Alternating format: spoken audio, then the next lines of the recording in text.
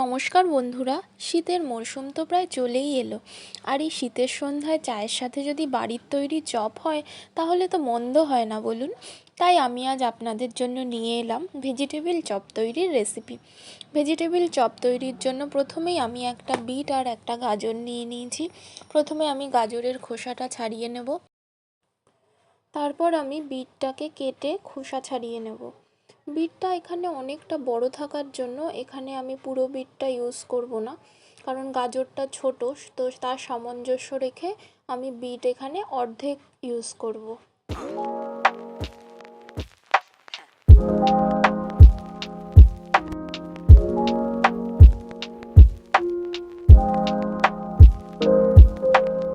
এর সাথে আমি একটা মিডিয়াম সাইজের আলু নিয়ে নেব।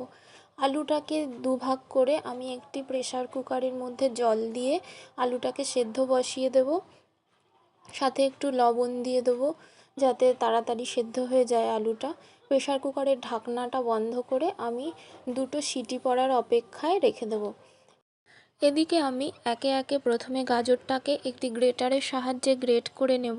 তারপর বিটটাকেও একই সাথে গ্রেট করে নেব। তারপর আমি গ্যাসে একটা কড়াই বসিয়ে দেব। কড়াইটা একটু গরম হয়ে আসলে আমি তার মধ্যে তেল ঢেলে দেবো। এখানে আমি 3 টেবিল স্পুন তেল ব্যবহার করেছি। আপনারা চাইলে কম বা বেশি ব্যবহার করতে পারেন আপনাদের প্রয়োজন মতো। তেলটা গরম হয়ে আসলে আমি এর মধ্যে 1 মুঠো চিনেবাদাম দিয়ে দেবো। বাদামটা আমি এখানে লো টু মিডিয়াম ফ্লেমে ভেজে নেব, কারণ হাই ফ্লেমে ভেজে নিলে বাদামের খোসাটা পুড়ে যাবে, কিন্তু বাদামের ভেতরে একটা কাঁচা গন্ধ থেকেই যাবে। তারপর আমি এখানে 1 মুঠো নারকেল তেলের মধ্যে দিয়ে ভেজে নেব। নারকেলটা ব্রাউন হওয়া পর্যন্ত আমি নারকেলটাকে উল্টে পাল্টে এখানে 1 মিনিট মতো ভেজে একটি থালায় তুলে নেব। তারপর বাকি তেলের মধ্যে আমি আরও 2 টেবিল স্পুন তেল দিয়ে দেবো। তেলটা গরম হয়ে আসলে আমি তার মধ্যে একটা শুকনো লঙ্কা 2 ভাগ করে দিয়ে দেবো। তারপর 1/2 টিস্পুন পাঁচফোড়ন তেলে দিয়ে দেবো। গরম হয়ে আসলে তার মধ্যে গ্রেট করা বিট এবং গাজরটা দিয়ে দেবো।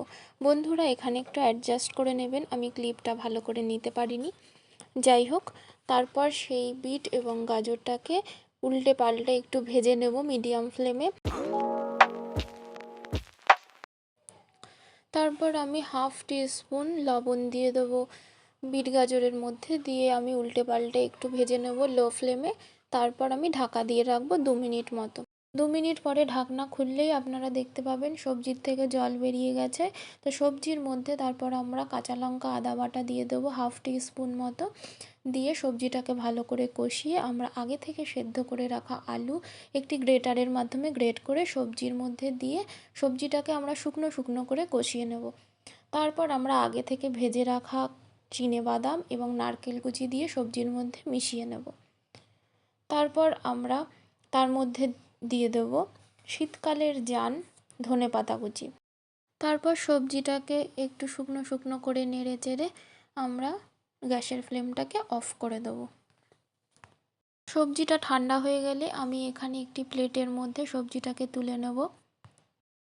চপটাকে কোটিং করার জন্য আমি এখানে বিস্কুটের গুঁড়ো ব্যবহার করেছি। আপনারা চাইলে এখানে ব্রেড ক্রাম্বসও ব্যবহার করতে পারেন। যেহেতু আমি এখানে চপটা সম্পূর্ণ নিরামিষ বানাচ্ছি, তাই আমি এখানে কোনো ডিমের কোটিং করব না। আপনারা চাইলে এখানে কোটিং করার জন্য ডিমও ব্যবহার করতে পারেন। কোটিং করার জন্য আমি এখানে প্রথমে 2টো বাটিতে একটু আটা নিয়ে নিয়েছি।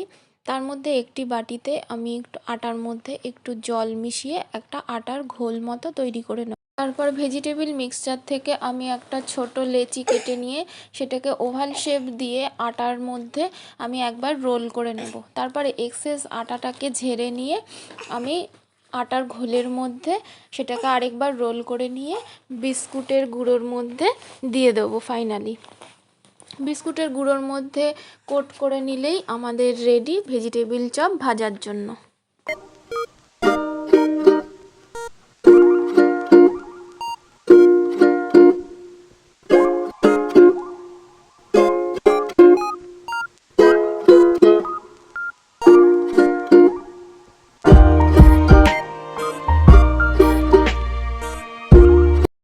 একই প্রসেসে আমি বাকি চপগুলোকেও রেডি করে নিয়েছি।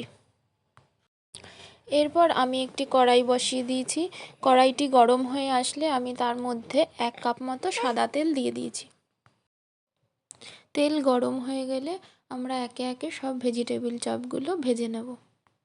চপ ভাজার সময় গ্যাসের ফ্লেমটা লো টু মিডিয়াম হিটে রাখতে হবে, নয়তো চপের বাইরের অংশটা পুড়ে যাবে এবং চপের ভেতরের অংশ ঠান্ডা থেকে যাবে, গরম হবে না।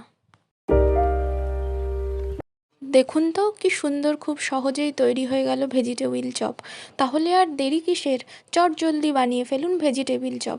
আজকের মতো এই পর্যন্তই, দেখা হচ্ছে নেক্সট ভিডিওতে। টাটা।